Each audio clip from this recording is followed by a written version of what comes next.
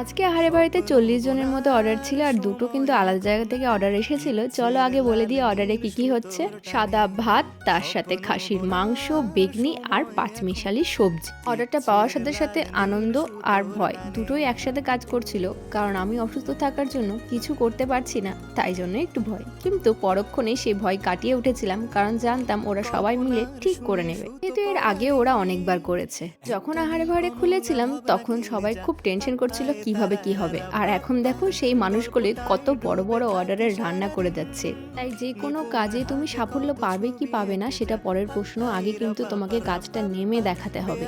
আর জিত মিলেই জীবন, কখনো সাফল্য পাবে কখনো পাবে না। আর এটাও মাথায় রাখবে, সাফল্য কিন্তু কখনোই একদিনে আসে না, সেটা কিন্তু ধীরে ধীরে হয়।